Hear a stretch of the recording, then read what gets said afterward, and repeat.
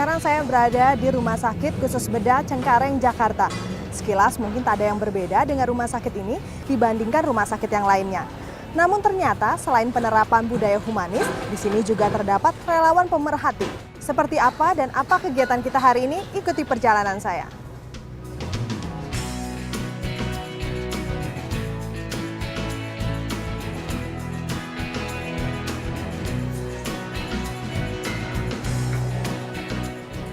Makan buah-buahan cepet baik. Panas banget ini badannya. Enak dipegang sama saya ya.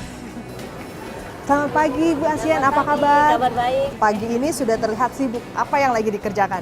Biasa ini tiap hari kerjaan rutinitas saya di sini.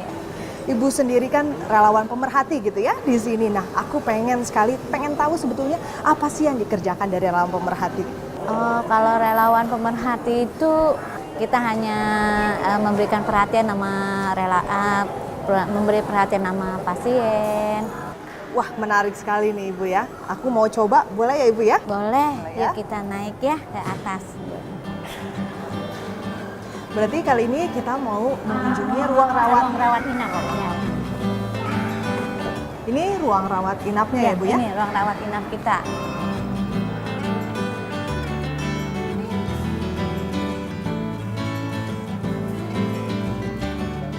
Bu, biasanya kalau di ruang rawat inap ini yang dikerjakan apa nih? Ya paling kita deketin pasien ya untuk kita ngobrol-ngobrol. Terkadang keluarganya kan kadang kalau nunggu itu kan membosankan. Ya kita ajak dia ngobrol.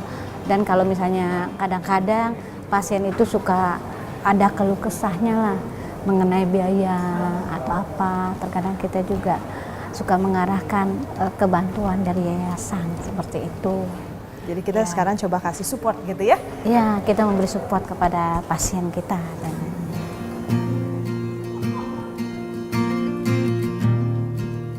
Ya, Ibu Asian adalah relawan seci yang saya jumpai kali ini. Sejak tahun 2008, Ibu Asian memang akrab dengan rumah sakit ini. Bukan untuk berobat atau tindakan medis lainnya, namun sebagai relawan pemerhati. Dan kali ini saya pun berkesempatan untuk mengetahui dan ikut terlibat langsung kegiatan yang dilakukan Ibu Asian sebagai relawan pemerhati. Tapi nggak ada dokternya namanya, nggak ada nama dokternya ya. Iya. Nggak tahu. Per buat Dimas, tanya dokter, saya tadi ditanya sama ibu relawan, ya. Sapa santun dan senyum ramah selalu diberikan Ibu Asian kepada pasien di sini.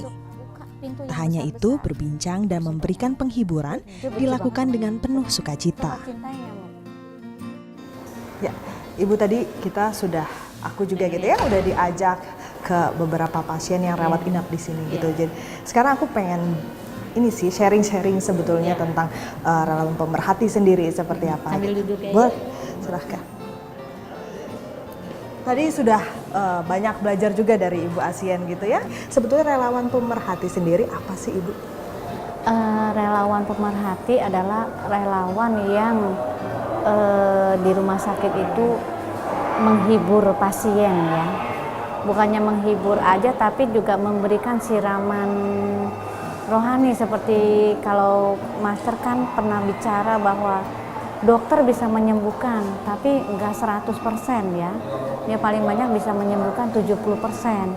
30%-nya kan mungkin kerisauan dia, ketidaksenangan dia, maksudnya kekesalannya gitu. Jadi kita sebagai pemerhati itu kita menyembuhkan yang 30% itu bisa menjadi 100% gitu. Seperti itu. Saya merasa ya bahwa di sini adalah satu universitas kehidupan yang sangat bagus kalau menurut saya sih. Karena di sini kita bisa mempelajari kehidupan manusia yang dari awal sampai akhir. Seperti lahir, sakit, tua, mati itu adanya di sini ya kalau saya rasa sih. Karena pada saat kelahiran kita melihat kesakitannya seorang ibu seperti apa.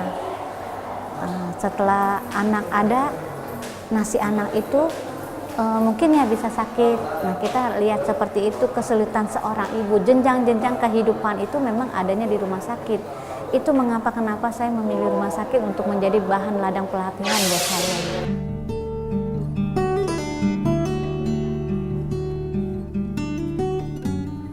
Halo, apa kabar?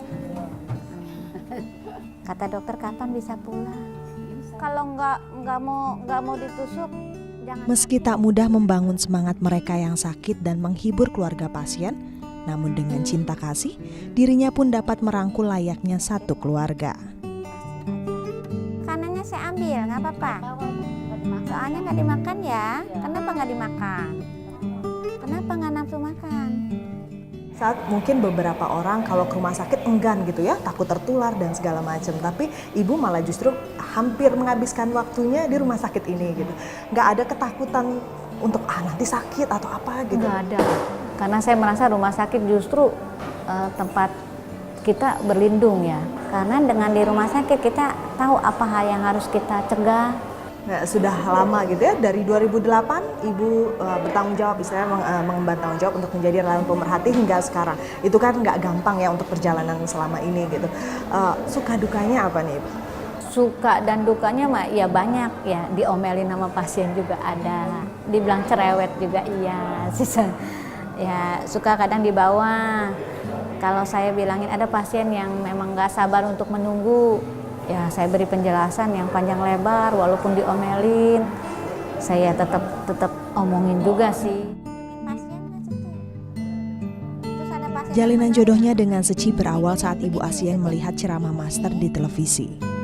Hatinya pun tertambat untuk menjadi relawan Seci. Sejak saat itu berbagai kegiatan pernah diikutinya. Namun menjadi pemerhati rumah sakit memberikan kesan mendalam baginya. Kita akan berasa kayaknya nggak enak gitu sakit. Dengan adanya pemerhati, kita bisa mengerti kesulitan satu-satu pasien itu seperti apa. Bahwa dia terkadang kekurangan uang, terkadang anaknya juga masih sakit di rumah, nggak ada yang jagain. Kesulitan-kesulitan yang seperti inilah, makanya dibutuhkan memang sih sebenarnya pemerhati untuk bisa lebih memperhatikan. Yang pasti kita sangat bersyukur banget dengan keadaan kondisi yang sekarang kita dapatkan ini, yaitu kita masih ada keluarga dan kita masih punya tangan dan kaki yang utuh yang bisa bergerak untuk membantu orang, ketimbang orang yang di rumah sakit harus untuk berobat aja sulit ya, kayaknya untuk berobat untuk berada di rumah sakit ini dia harus berdebat bersilat lidah ibaratnya, sedangkan kita kan masih ada cukup uang untuk berobat gitu ya. Dan saya merasa saya nggak perlu berobat sampai di rumah sakit, tidur di rumah sakit gitu ya. Saya merasa kebahagiaan saya mempunyai tubuh yang sehat seperti itu. Sosok yang tegar memang tampak dari Ibu Asien kini. Hal itu pun tak terlepas dari kehidupan yang ia jalani sebelumnya. Waktu saya berumah tangga memang kehidupan saya kurang bagus. Suami nggak kerja.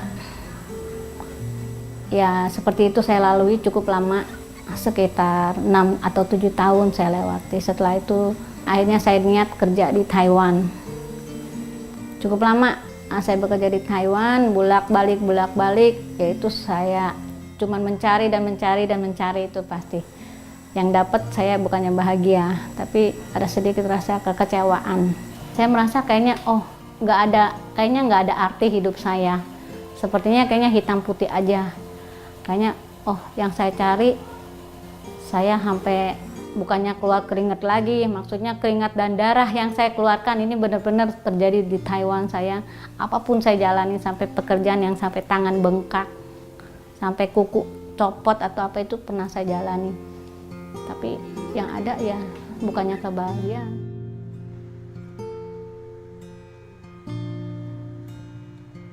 Meski keputusasaan pernah menghampiri hari-hari Ibu Asien, namun jalinan jodohnya dengan Yayasan Buddha Seci memberikan pelajaran hidup. Kini sebagian waktu yang dimilikinya adalah untuk mengabdi bagi kemanusiaan.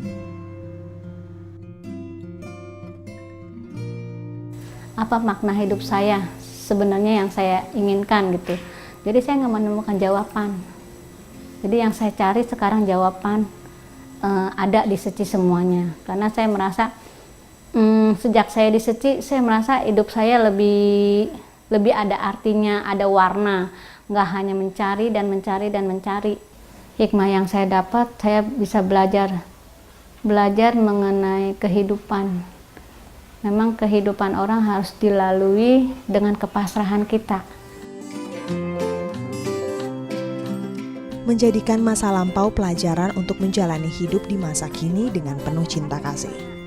Inilah yang saya dapatkan dari perjumpaan saya dengan Ibu Asien.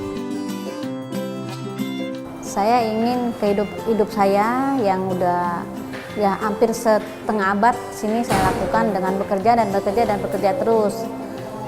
Yang separuh waktu ini saya ingin mengabdikan diri saya, pengen lebih beraktif seperti itulah.